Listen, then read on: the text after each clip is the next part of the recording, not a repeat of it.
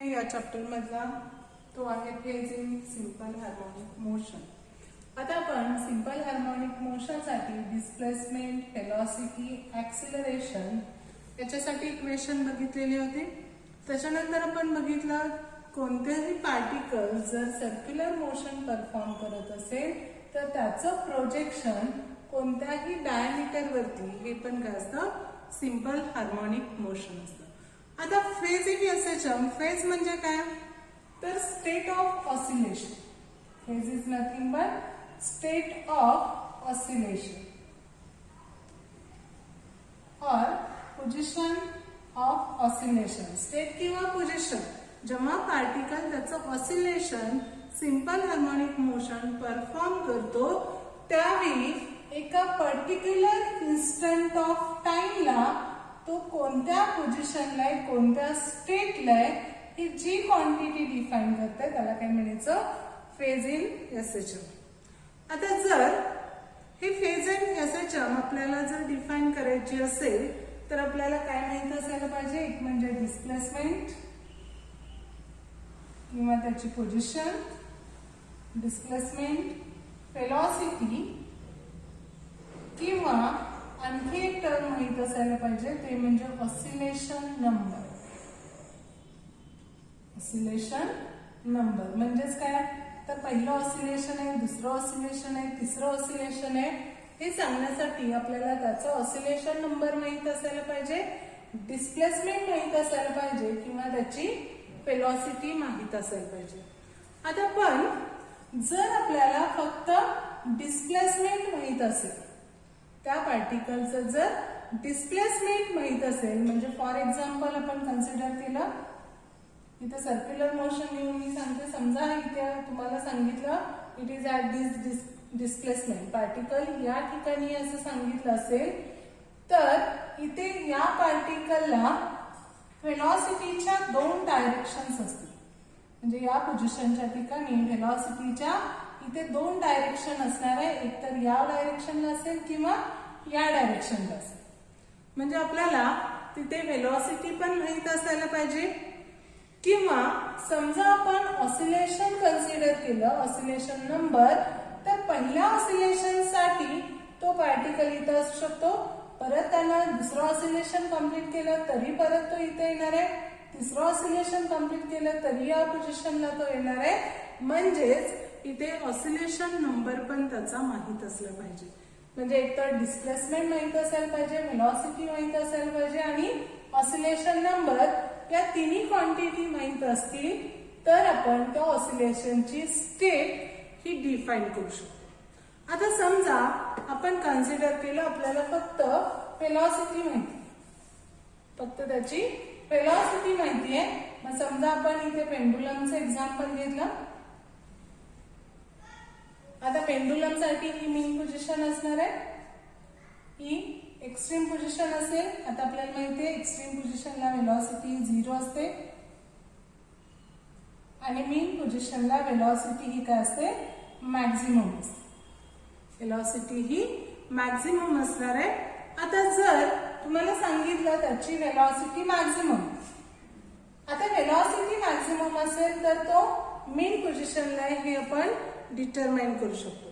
पण जर समजा वेलोसिटी ही 0 कन्सिडर केली, मिनिमम वेलोसिटी असं कन्सिडर केलं तर तो पॉझिटिव्ह एक्स्ट्रीमला आहे की निगेटिव्ह एक्स्ट्रीमला आहे, म्हणजे त्याचं डिस्प्लेसमेंट हे पॉझिटिव्ह एक्स्ट्रीम कडे निगेटिव्ह एक्स्ट्रीम कडे हे आपल्याला इथे सांगता येणार नाही. म्हणजेच इथे डिस्प्लेसमेंट आणि वेलोसिटी या दोन्ही टर्म माहित असायला पाहिजे.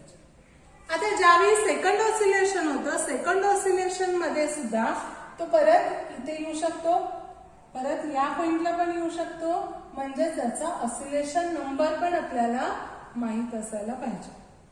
आता जर आपल्याला समजा डिस्प्लेसमेंट दिलं असेल तर इथे डिस्प्लेसमेंट काय असतं, 0 असतं. इथे काय असेल x is equal to a आणि इकडे काय असेल x is equal to minus a असेल. म्हणजे फेज सांगण्यासाठी जी टर्म आपल्याला कन्सिडर करायचे, it should be changes with time. It should be changes with time. म्हणजे एखाद्या पार्टिकलची एखाद्या ऑब्जेक्टची आपल्याला फेज डिटरमाइन करण्यासाठी तिथे जी क्वांटिटी आपण कन्सिडर करणार आहे ती quantity he with time change व्हायला पाहिजे.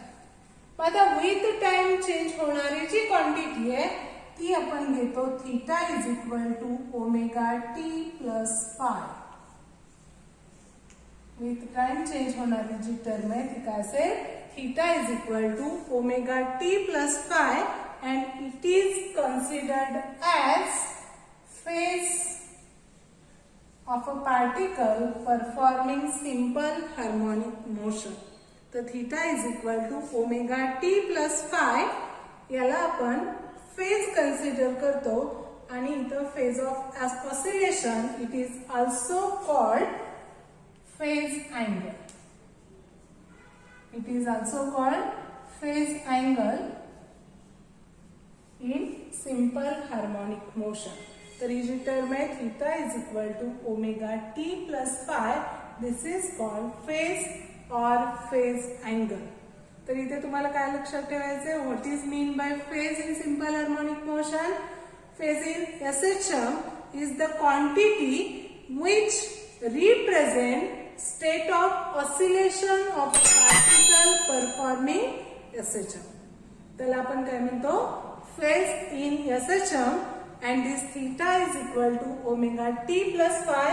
It is known as phase in SHM or phase angle. आता आपल्याला काही केसेस इथे स्पेशल केसेस आपण कन्सिडर करणार आहे. म्हणजेच जर ही फेज आपल्याला माहित असेल हा जर अँगल आपल्याला माहित असेल तर आपल्याला त्या पार्टिकलची स्टेट किंवा त्याची पोझिशन ही डिटरमाइन करता येईल का. तर त्याच्यासाठी आपण स्पेशल केसेस बघणार आहे. स्पेशल केसेस आता त्याच्यामध्ये फर्स्ट केस आपण कन्सिडर करणार आहे थीटा इज इक्वल टू 0. आता अँगल जर 0 असेल तर त्याच्यासाठी इथं आपण परत पेंडुलमचं एक्झाम्पल कन्सिडर करूया.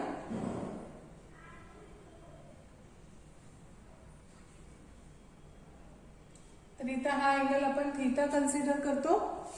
Theta is equal to omega t plus phi आपण काय असेल थीटा असेल. आता याच्यामध्ये जर आपण थीटा 0 कन्सिडर केलं आता थीटा जर 0 असेल तर पार्टिकल हा कुठं असणार आहे मीन पोझिशनला असेल. इथे काय असेल 0 डिग्री अँगल घेतला तर तो पार्टिकल हा मीन पोझिशनला असेल. कुठे असणार आहे मीन पोझिशनला असेल आणि इथून तो पुढे 90 कडे जाणार आहे. म्हणजे 0, 90, 180, 270, 360 असं त्याचं सर्क्युलेशन ऑसिलेशन कम्प्लीट होईल. मग इथं 0 पासून तो निघाला तर मीन पोझिशन ही त्याची स्टेट असेल and it is going to positive extreme position. जर थीटा 0 असेल तर आपण त्या ऑसिलेशनची स्टेट इथे डिटरमाइन करू शकतो. ती स्टेट काय असेल theta is 0 particle is at mean position and moving towards positive extremity or positive extreme position in first oscillation. कारण थीटा 0 असेल तर तिथून ऑसिलेशन स्टार्ट होणार आहे आणि अजून आपलं पहिलं ऑसिलेशन चालू आहे. त्यामुळे 0 पासून तो आता कुठे जाणार आहे इकडे पॉझिटिव्ह एक्स्ट्रीम कडे जाईल आणि त्यावेळी ऑसिलेशन हे पहिलं ऑसिलेशन असेल. आता त्याच्यानंतर आपण सेकंड कन्सिडर केलं if theta is equal to 90 degree. आता थीटा जर 90 असेल तर 0 पासून तो ऑब्जेक्ट त्याचे ऑसिलेशन परफॉर्म करत एक्स्ट्रीम पर्यंत जातो. जेव्हा तो या एक्स्ट्रीम पॉझिटिव्ह एक्स्ट्रीमला जाणार आहे त्यावेळी थीटाची व्हॅल्यू इथं 90 डिग्री असेल. म्हणजेच जेव्हा 90 डिग्री असेल त्यावेळी तो पार्टिकल हा पॉझिटिव्ह एक्स्ट्रीमला असणार आहे. It is at positive extreme position during first oscillation. पहिल्या ऑसिलेशन मध्ये आता तो कुठे आहे तर पॉझिटिव्ह एक्स्ट्रीम. म्हणजे जर थीटा 0 असेल तर मीन पोझिशन पासून तो पॉझिटिव्ह एक्स्ट्रीम कडे जाणार आहे आणि ऑसिलेशन हे पहिलं ऑसिलेशन असेल. तिथून तो 90 डिग्रीला गेला. 90 डिग्रीला गेल्यानंतर तिथे पॉझिटिव्ह एक्स्ट्रीम पोझिशन असेल आणि ते पण फर्स्ट ऑसिलेशन असेल. आता त्याच्यानंतर तो परत 90 पासून पुढे पुढे जाऊन कुठे येणार आहे 180. कुठे येईल 180 डिग्रीला येईल. मग जर थीटा इक्वल टू 180 डिग्री असेल त्यावेळी तो परत कुठे असणार आहे मीन पोझिशनला असेल. If theta is equal to 180 degree or pi radian, then the object is at mean position. कुठे असणार आहे मीन पोझिशनला असेल आणि आता त्याची जी मोशन आहे ती कुठे असेल तर निगेटिव्ह एक्स्ट्रीम कडे असणार आहे during first oscillation. It is travelling towards negative extreme position during first oscillation. आता इथे पण पहिलं ऑसिलेशन आपलं स्टार्ट आहे. अजून इथून तो थीटा 0 ला मीनला होता, तिथून 90 ला एक्स्ट्रीमला गेला. परत 90 पासून तो 180 ला आला म्हणजे तो मीन पोझिशनला असेल आणि इथून तो पुढे त्याची मोशन ही निगेटिव्ह एक्स्ट्रीम कडे करणार. किंवा हे जर लक्षात येत नसेल तर इथे बघा आपण सर्क्युलर मोशन बघितलेलं होतं. जर पार्टिकल सर्क्युलर मोशन परफॉर्म करत असेल, आता इथून तो त्याचे मोशन स्टार्ट करतोय. ओके, इथून त्याची मोशन स्टार्ट केली ही मीन पोझिशन आहे. इथून तो कुठे येईल 90 ला येईल, परत 180 ला येणार आहे, परत इथे 270 ला येईल आणि त्याच्यानंतर परत तो जेव्हा 0 ला जाणार आहे त्यावेळी म्हणजे परत आहे त्या पोझिशनला गेला तर अँगल हा 2 पाय असेल, 360 असेल आणि इथं त्याचं एक ऑसिलेशन कम्प्लीट होईल. म्हणजे इथून तो मीन पोझिशन पासून त्याची मोशन स्टार्ट केली. इथं त्याने मॅक्झिमम डिस्प्लेसमेंट या मीन पासून कव्हर केलेला आहे. इथून परत 180 ला तो मीन पोझिशनला आला, परत तो निगेटिव्ह कडे चाललेला आहे. इथे परत तो एक्स्ट्रीम पोझिशनला येईल आणि इथून परत तो मीन पोझिशनला येणार.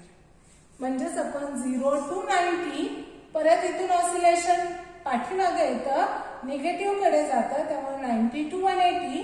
आता परत 182 जेव्हा तो इथं जाणार आहे म्हणजे निगेटिव्ह एक्स्ट्रीमला त्यावेळी इथे अँगल असेल 270 डिग्री. इथं काय असेल निगेटिव्ह एक्स्ट्रीम असणार आहे, इथं हे पॉझिटिव्ह एक्स्ट्रीम असेल. निगेटिव्ह एक्स्ट्रीम आणि पॉझिटिव्ह एक्स्ट्रीम असेल. आता निगेटिव्ह एक्स्ट्रीमला हा जो अँगल आहे तो काय असेल आता 270 डिग्री असेल. मग जर थीटा 270 डिग्री असेल तेव्हा पार्टिकल हा निगेटिव्ह एक्स्ट्रीम पोझिशनला असेल. म्हणजे चौथी कंडिशन आपल्याला कन्सिडर करता येईल. If theta is equal to 270 degree, particle is at negative extreme. कुठं असणार आहे निगेटिव्ह एक्स्ट्रीमला असेल ड्युरिंग फर्स्ट ऑसिलेशन. पहिल्या ऑसिलेशन मध्ये तो निगेटिव्ह एक्स्ट्रीमला असणार आहे जेव्हा थीटा हा 270 असेल तेव्हा. आता परत आपण सुरुवातीची मोशन ही मीन पासून स्टार्ट केलेली आहे, त्यामुळे इथून तो पार्टिकल इकडे जाऊन परत इकडे गेला आणि परत जेव्हा तो मीनला येतो तेव्हा त्याचं एक ऑसिलेशन कम्प्लीट होणार आहे. मग 270 पासून त्याची ऑसिलेशन कंटिन्यू राहणार आहे, त्यामुळे तो परत कुठे येणार आहे मीन पोझिशनला. म्हणजेच 360 डिग्रीला तो कुठे असेल मीन पोझिशनला असेल आणि मीन पोझिशन पासून परत तो कुठे जाणार आहे एक्स्ट्रीमला जाईल.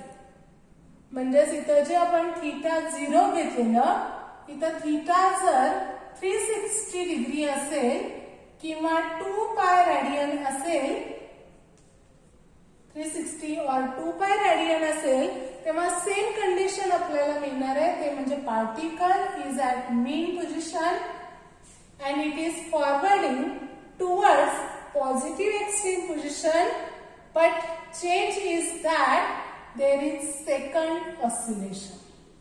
आता जे ऑसिलेशन आहे ते मात्र सेकंड ऑसिलेशन असणार आहे. दुसरं ऑसिलेशन स्टार्ट होईल म्हणजे जर थीटा 360 or 2 पाय रेडियन असेल, it is at mean position going towards positive extreme position during second oscillation.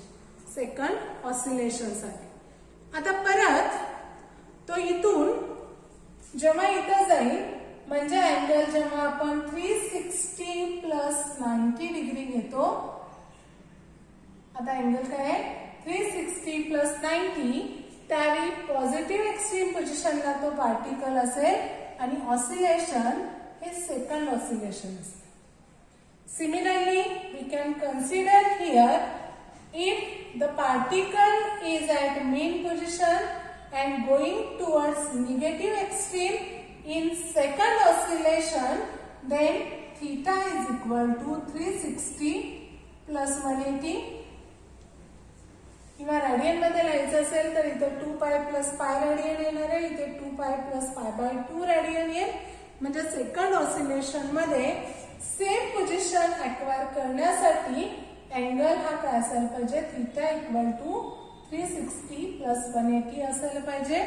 परत तो जेव्हा निगेटिव्ह एक्स्ट्रीमला असेल सेकंड ऑसिलेशन मध्ये, त्यावेळी थीटा हा काय असेल 360 प्लस 270 डिग्री. 360 प्लस 270 ला सेकंड ऑसिलेशन असेल and particle must be at negative extreme position. म्हणजे जर theta is equal to omega t plus phi हा जर अँगल आपण घेतला, ही जर फेज कन्सिडर केली, then we can state where the particle is position, where the position of particle during simple harmonic motion. म्हणजे जर थीटाची व्हॅल्यू माहित असेल तर आपण पार्टिकलची state of oscillation or we can define position of that particle performing simple harmonic motion. That's why theta is equal to omega t plus phi. Theta equal to omega t plus phi.